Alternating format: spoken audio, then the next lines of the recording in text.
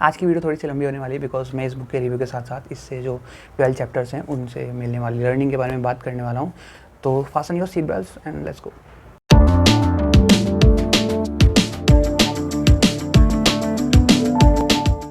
नमस्कार दोस्तों, कैसे हो आप सब। स्वागत है आप सबका एक नई वीडियो में। और आज हम लोग रिव्यू करने वाले हैं एक नॉन फिक्शन बुक का जो कि मनी रिलेटेड है, जिसको मैंने रिसेंटली पढ़ा है। बुक का नाम है let's talk money by Monika Halan और ये नेशनल बेस्ट सेलर जैसे कि आप ऊपर देख सकते हो। और ये इसका रिवाइज्ड वर्जन है, इसका पुराना वर्जन नहीं मेरे पास, नया वाला लाया था मैं। और इसके ऊपर नया वर्जन जो कोविड-19 के लेसन्स के बाद है, now with financial lessons from कोविड-19। और ये बुक मैंने द बेसमेंट बुक स्टोर से खरीदी थी। वैसे अगर आप इसको ऑनलाइन परचेस करते हो तो आपको थोड़ी सी कॉस्टली पड़ जाएगी as compare to the offline book stores. और इसके अंदर अराउंड 216 पेजेस हैं। कवर वगैरह मेरे को इसका अच्छा लगा था। मेन मोटो मेरा ये था इसको खरीदने का, और थोड़ा सा मनी के अंदर इंटरेस्ट किसको नहीं होता यार, इसलिए। और ये बुक मेरे को काफ़ी सही लगी। ये पूरी बुक्स जो होती है फाइनेंस वाली, इनको पढ़ने के लिए आपको थोड़ी सी स्टार्टिंग में नॉलेज हो। अगर आपको पैसे वगैरह के बारे में, कैश फ्लो स्टेटमेंट्स और ये सारी चीज़ें अगर आपको पता है तो आप बेटर समझ सकते हो इन चीज़ों को। और इस पूरी बुक के अंदर अराउंड 14 लेसन्स हैं। उसके बाद कुछ छोटी मोटी चीज़ें बता रही है, टिप्स वगैरह कि आप अपने आप को और बेटर कैसे कर सकते हो, मनी को आप और अच्छे से कैसे एडजस्ट कर सकते हो, मैनेजमेंट कैसे कर सकते हो उसके साथ। ये बुक ओवरऑल काफ़ी सही है और अपने प्राइस को टोटली जस्टिफाई करती है। लेकिन एक खास बात जो मुझे इस बुक में लगी, जो बाकी अदर फाइनेंशियल बुक से इसको बेटर बनाती है, वो ये है कि इसके अंदर कुछ प्रैक्टिकल नॉलेज दे रखी है एज अपने जो इंडियन ओरिजिन्स हैं उसको ध्यान में रखते हुए। जो भारतीय परिवेश है, हिंदी में बोले तो भारतीय परिवेश को ध्यान में रखकर कुछ सीख दी गई है कि आप इंडियन जो मार्केट चल रहा है उसके अंदर आप किस तरह से अपने पैसे को बढ़ा सकते हो, इंक्रीमेंट कर सकते हो, वेल्थ आप कैसे बिल्डअप कर सकते हो, नॉट ओनली मनी, आप वेल्थ भी कैसे बिल्डअप कर सकते हो, और लंबे समय तक इन अ लॉन्ग रन आप लॉन्ग जर्नी के अंदर वेल्थी कैसे रह सकते हो, और कंपाउंडिंग आप अपने पैसे पे कैसे कर सकते हो, वो सारी चीज़ें। तो मैं आपको छोटे छोटे इसके लेसन वगैरह बताता हूँ। जैसे सबसे पहले लेसन का नाम है द मनी ऑर्डर, जिसके अंदर आपको बता रखा है कि पैसे कितने तरह के होते हैं और आपको उसको ऑर्डर करके रखना चाहिए। फॉर एग्जाम्पल, आपके पास एक सैलरी अकाउंट होना चाहिए, एक सेविंग्स अकाउंट होना चाहिए और एक एक्सपेंडिचर का अकाउंट होना चाहिए, जिसके अंदर आप अपने जो मिसलेनियस खर्चे होते हैं, भाई आपको पता है कि रूम रेंट जाना है, इलेक्ट्रिसिटी बिल जाना है, वाटर बिल जाना है, गैस टैंक फिल करना है, तो जो मैंडेटरी एक्सपेंडिचर्स होते हैं आप उसके अंदर रखो, कुछ थोड़ा सा पार्ट मिसलेनियस के लिए रख लो। और एक सेविंग्स अकाउंट होना चाहिए, वही अपना जो बेसिक चीज़ें रहती है कि सबसे पहले सेव करना चाहिए पैसा, उसके बाद आपको कहीं बाहर दूसरे कामों में लगाना चाहिए, और वो चीज़ें। फिर है डोंट स्टैक द कैश। तो इसके अंदर ये चीज़ बता रखी है कि आप अपने पैसे को कभी भी एक जगह इकट्ठा करके मत रखो, क्योंकि कैश फ्लो के अंदर क्या चीज़ें होती है ना, जैसे आपके पास लिक्विड मनी है, for example like highly liquid होती है अपने पास जो पॉकेट में कैश रहता है। आप घर से निकलते हो, 500-100 रुपये ऐसे ही घर से जाता है और आपको पता भी नहीं चलता कहाँ ख़त्म हो गए।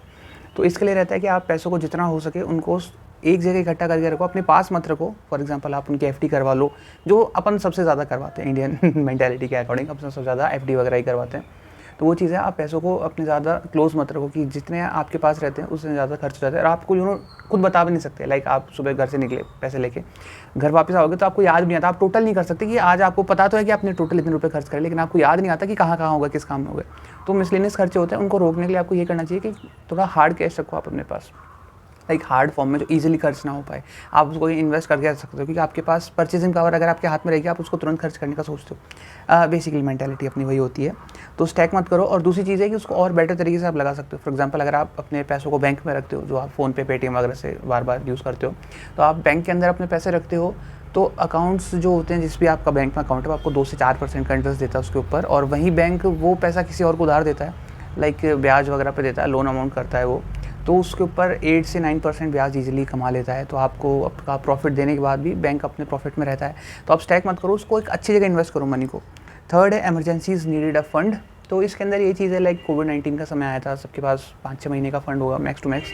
तो आप अपने पास एक इमरजेंसी फंड रखो। लाइक फॉर एग्जांपल, आप अपने आप एक इंश्योरेंस रख सकते हो, हेल्थ इंश्योरेंस, टर्म इंश्योरेंस, सारी जो चीज़ें होती हैं वो आप रख सकते हो। आपकी हेल्थ के लिए बहुत अच्छा होता है और आपके फाइनेंशियल बजट के लिए तो एक प्लस अमाउंट होता ही है वो। और इमरजेंसी सिर्फ ये नहीं होती है, आप जैसे पैसे बचाना चाहते हो तो आप सिर्फ उसको एक टैग मत दिया करो कि यार ये मैंने नया फ़ोन लेने के लिए जमा कर रहा हूँ या फिर मैं कोई नई बाइक लेने के लिए जमा कर रहा हूँ। आप पैसे को बिना वजह सेव करना सीखोगे तो ही आप वेल्थ बिल्डअप कर सकते हो। लाइक आपको हर चीज़ के लिए कारण नहीं होना चाहिए, कुछ चीज़ें अपनी समझ के आधार पर भी करना चाहिए कि अपने को पता है चीज़ अच्छी है। लाइक फॉर एग्जांपल, एक्सरसाइज करना आपको पता है आपके लिए अच्छी है तो आपको करनी चाहिए, उसके लिए कारण नहीं होना चाहिए आपके पास हमेशा। स्टार्टिंग में आप इनिशियल्स बिल्डअप करने के लिए रख सकते हो उस चीज़ को, लेकिन इन लॉन्ग रन आपको सही की समझ होगी तो ही आप वो काम कर सकते हो। और बिल्डिंग योर प्रोटेक्शन, तो इसके अंदर ये चीज़ें हैं कि लाइक आप जैसे टर्म इंश्योरेंस वगैरह लेते हो। फॉर एग्जांपल, सोचो कि आज आपने कोई लोन लिया और आप ये सोचते हो कि आज मेरे पास पैसा नहीं है, लेकिन मैं इन फ्यूचर मेरे पास वो पैसा आएगा और मैं उसके बेसिस के ऊपर आज मैंने लोन ले लिया। तो आप वो लोन तो ले लेते हो, लेकिन अपने को अनफॉर्चुनेट इवेंट्स होते रहते हैं, आपको नहीं पता है, लाइक कोविड-19 आएगा, किसी को नहीं पता था। आज आपकी हेल्थ के साथ क्या हो जाए किसी को नहीं पता, आपके बिजनेस में क्या हो जाए किसी को नहीं पता, शेयर मार्केट में क्या हो जाए किसी को नहीं पता। तो एक plus point on a safer side चलने के लिए आप थोड़े से रेमेडीज़ का सहारा ले सकते हो कि आप अपने फाइनेंशियल जो पोर्टफोलियो उसको और बेटर कैसे बना सकते हो। तो आपको हमेशा थोड़ा सा ध्यान रखना चाहिए कि एक सेफर साइड भी हो हमारे पास। लाइक आप ये नहीं है कि आपकी 100% इनकम है, 20% आपने अपने पास सेविंग्स रख ली, 10% हाउस होल्ड खर्चे में लगा दिए और जो 70% है पूरा शेयर मार्केट में लगा दिया। एक जगह मत करो, आप हमेशा अपने वेल्थ को कहीं पर भी डिस्ट्रीब्यूट करके लगाओ, कहीं पर भी आप इन्वेस्ट करते हो तो अलग अलग फील्ड्स में। और लास्ट में वही है, वाइट इफ़ यू डाई। तो अगर आपके पास लोन है और अगर आपके पास इस तरह की चीज़ें हो जाती हैं अनफॉर्चुनेट सर्कमस्टेंसेस के अंदर, तो आप तो अब नहीं हो उस प्रॉब्लम से डील करने के लिए, लेकिन आपकी फैमिली को तो सर्कमस्टेंसेस झेलने पड़ेंगे।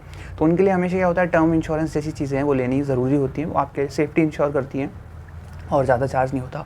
अच्छी पॉलिसीज़ कैसे पिक करनी है, हेल्थ इंश्योरेंस टर्म इंश्योरेंस के अंदर क्या डिफरेंस होता है। अगर आप प्राइवेट सेक्टर में काम कर रहे हो, आपकी कंपनी आपको एक हेल्थ इंश्योरेंस दे रही है, उसके अलावा भी एक अपनी तरफ से लेके रखो। और अगर आपकी जितनी जल्दी लेते हो उतना अच्छा होता है हेल्थ इंश्योरेंस लेना। अगर आपकी एज थोड़ी सी ज़्यादा हो गई है, कंपनीज थोड़ा सा अवॉइड कर रही हैं आपको हेल्थ इंश्योरेंस देने से, तो आप क्या कर सकते हो, कौन सी आपके लिए बेटर डील सेट कर सकते हो, उस तरह की चीज़ें इसके अंदर बता रखी हैं।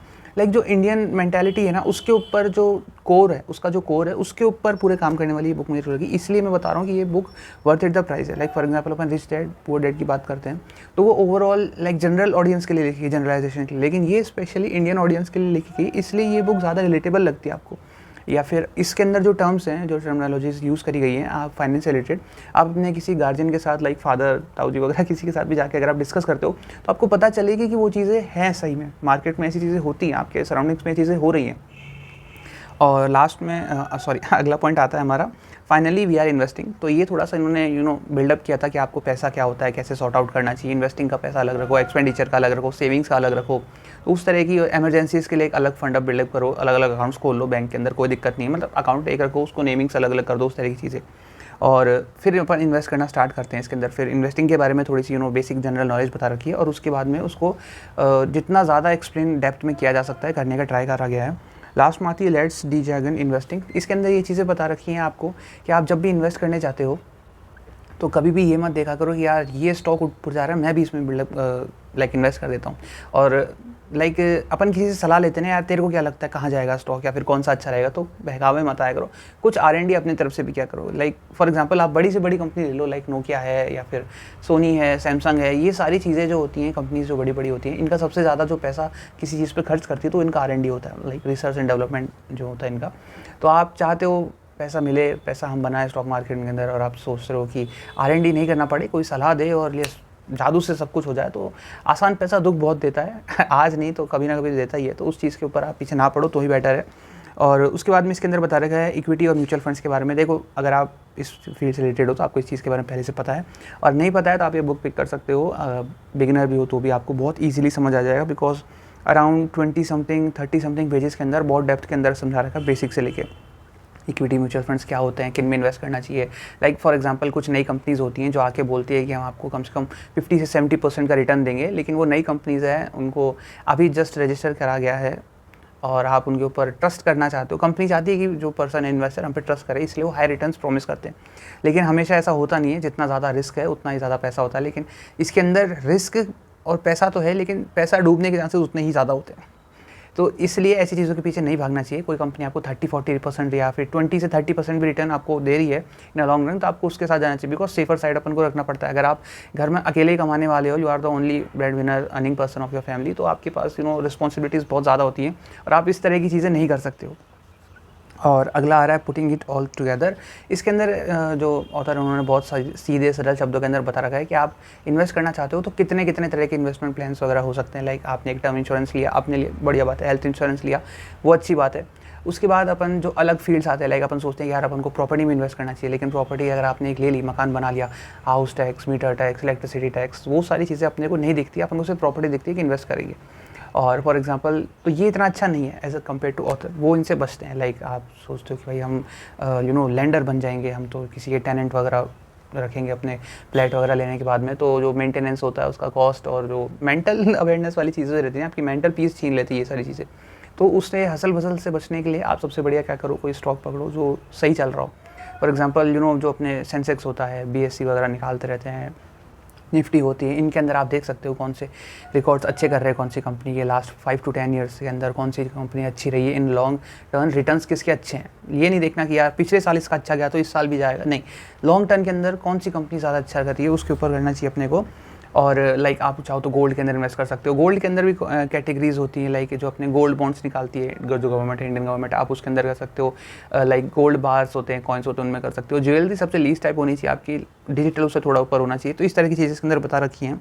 फिर आता है लास्ट में माई रिटायरमेंट। तो रिटायरमेंट के लिए काफ़ी बार होता है कि आप प्राइवेट कंपनी के अंदर काम करो तो आपको पीएफ का पैसा मिलता है, लेकिन अगर आप एसआईपीएफ, एनपीएफ, इन तरह की चीज़ों को प्राथमिकता देते हो, प्रायोरिटीज़ देते हो, तो आपका रिटायरमेंट और भी ज़्यादा सूथिंग हो सकता है। और लास्ट में आता है रीड टू द बॉक्स। तो इसके अंदर ये चीज़ें बता रखी है, लाइक आपने आज देखा भाई ये आपने रिसर्च करी, 5 साल 10 साल का आपने स्टॉक्स देख लिए कौन से बढ़िया चल रहे थे, आपने उनमें इन्वेस्ट कर दिया।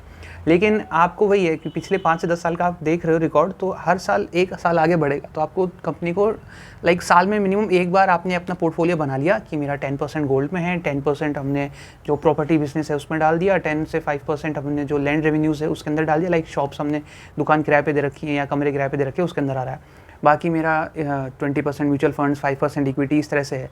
तो आप अपना पूरा पोर्टफोलियो बना के रखते हो, लेकिन साल में मिनिमम एक बार उसको रीडू किया करो बॉक्स को कि हाँ यार ये सेक्टर अच्छा कर रहा है तो इसके अंदर बढ़ाने की ज़रूरत है, या फिर हो सकता है ये इतना ग्रोथ नहीं कर रहा, या फिर आपने जो लाइक आपने शेयर्स ले रखे थे किसी कंपनी के तो ये कंपनी अच्छा कर रही है, या फिर आजकल सिलिकॉन बहुत ज़्यादा बूम हो रहा है, लाइक बिटकॉइन के टाइम पे हुआ था, इस तरह की चीज़ें होती हैं। तो ये सेक्टर अच्छा कर रहा है तो मैं इसमें कम करके इसमें इंक्रीज़ कर दूँ। तो साल में 1 से 2 बार आप उसको रीडू कर सकते हो, बार बार चेक करने की ज़रूरत नहीं है।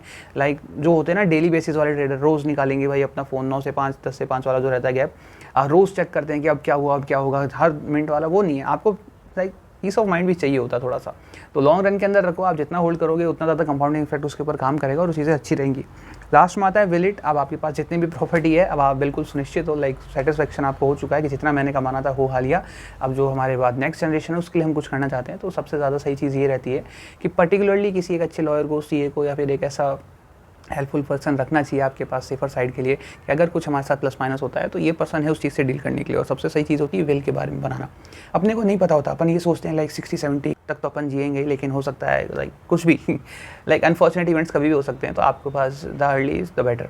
तो जितना जल्दी हो कोई भी विल वगैरह आप बना के रख लिया करो। आपके पास जो भी प्रॉपर्टी आप एक सेफर साइड लाइक 30-40 तक पहुँच जाते हो तो आपको विल बना लेनी चाहिए, भाई ये चीज़ इसके पास रहेगी, ये चीज़, और नाम के साथ मेंशन करना ज़रूरी रहता है। और लॉयर तो होते ही आपको एडवाइस देने के लिए अच्छे, तो एक विल बनाना सही रहता है, बिकॉज बाद के अंदर कोई भी इस तरह की छीने झपटी वाले काम ना हो, बिकॉज इनसे क्लैशेस बहुत ज़्यादा होने लग जाते हैं फैमिलीज़ के अंदर। फिर लास्ट में हमको बता रखा है what kills a money box. तो इसके अंदर कुछ टिप्स एंड ट्रिक्स बता रखी हैं कि आपके जो वेल्थ है, पोर्टफोलियो जो आपको बना रहे हो आप इतनी मेहनत करके, उसको ख़राब करने के कौन कौन से कारण हो रखे हैं। थोड़ा समरी टाइप है पूरी बुक का, तो इसके अंदर बता रखे हैं। लास्ट में अपेंडिक्स, लास्ट नोट, इंडेक्स, ये सारी चीज़ें भी हैं। तो अपेंडिक्स वाला पार्ट मुझे इसका बहुत सही लगा। और एक बात और मुझे इस बुक की जो खास लगी वो ये है कि जैसे ही इसके अंदर कोई चैप्टर खत्म होता है तो चैप्टर खत्म होने के बाद लास्ट के अंदर कुछ जो लर्निंग्स होती हैं, फॉर एग्जांपल जैसे अपन कभी बुक्स वगैरह पढ़ते हैं तो एकेडमिक बुक्स, तो उनके अंदर ये रहता है जैसे ही कोई बुक वगैरह खत्म हुई लास्ट के अंदर पॉइंट्स टू पॉइंटर करके या फिर पॉइंट्स टू रिमेंबर ऐसे करके, हाई ऑडिट्यूड थिंकिंग पॉइंट्स ऐसे करके, तो लास्ट में लिख रखे होते हैं कि यार आपने व्हाट यू हैव लर्नड उस चीज़ के अंदर। तो जैसे उसी तरह से इसके अंदर भी मेंशन कर रखा है, जैसे मान लो अपना एक चैप्टर खत्म हुआ और चैप्टर के बाद में लास्ट में इस तरह से आपको समझा रखा है कि आपने इस पूरे चैप्टर के अंदर क्या चीज़ें सीखी। फॉर एग्जांपल आपको, अगर आप एक जल्दीबाजी के आदमी हो, लाइक आपको नॉन फिक्शन पढ़ना पसंद नहीं है, लेकिन फिर भी आप चाहते हो कि कुछ हो मनी रिलेटेड नॉलेज आपके पास भी, तो आप इनको भी ट्राई कर सकते हो। और अगर इनको इन डेप्थ जानना है तो आप फिर पूरा चैप्टर रीड कर सकते हो, ये आपके ऊपर है। आप थोड़ा सा प्रीफेस पढ़ लो चैप्टर का, आपको पता चल जाएगा आपके लिए है या नहीं है। तो आप इस बुक को ज़रूर से एक ट्राई देना। मुझे बुक्स बहुत सही लगी और ये बुक मेरे को रेकमेंड करी थी अमृता मुखर्जी ने, तो उनका भी यूट्यूब चैनल है, आप चाहो तो उनको भी सब्सक्राइब कर सकते हो, देख लेना, अच्छा कंटेंट बनाते हैं। और बस आज के लिए इतना ही। अब आप चाहो तो मैं ऐसी और बुक्स रिव्यू करूँ तो मुझे कमेंट में मेंशन करके ज़रूर बताना। और आज के लिए इतना ही, मैं मिलूंगा आपसे नई वीडियो में, तब तक के लिए be safe, stay healthy, keep reading, bye.